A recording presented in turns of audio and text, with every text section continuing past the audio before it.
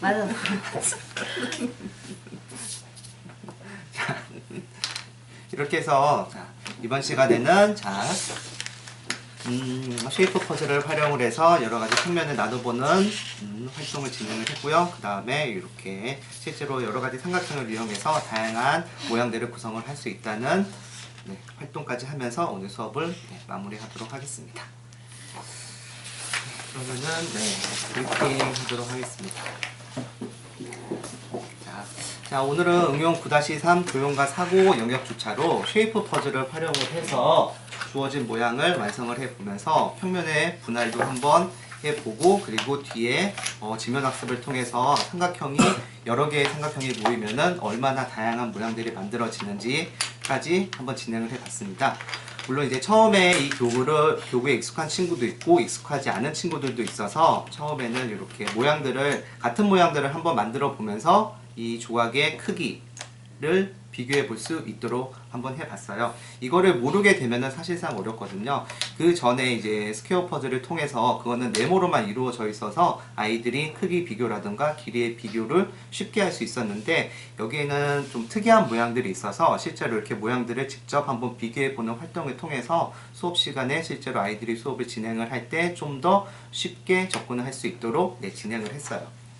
교재에 나와 있는 모양과 이 모양이 정확하게 일치를 해요. 1대1로 일치를 하는데, 아이들한테는 우선은 이곳에 올려놓지 말고 여기 판 위에 해보면서, 그래야지 이 비율을 보면서 맞출 수 있기 때문에 그렇게 수업을 진행을 했었고요. 아이들은 전체적으로 이렇게 시각적으로 확인이 되어 있는 부분들을 먼저 구성을 하고 다른 부분들을 하나씩 잘 완성해가는 모습을 보였어요.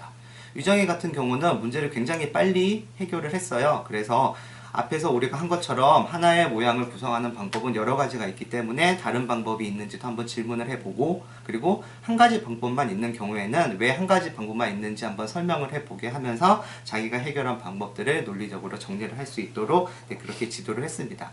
그리고 영욱이 같은 경우는 오늘 이 교구를 처음 보는 거였어요. 그래서 처음에는 이 교구의 이렇게 비율이라던가 위치, 그리고 이거를 회전하거나 돌렸을 때 어떻게 되는지 처음에는 조금 힘들어 했었는데, 이제 계속해서 문제를 해결해 나가는 과정에서 이게 조금씩 이제 익숙해져서 뒷부분에 가서는 자기 혼자서도 문제를 잘 해결해 보는 모습들을 보였어요.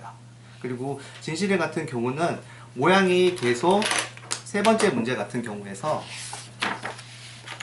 이렇게 한 가지 방법으로만 계속 문제를 해결하려고 접근을 했어요.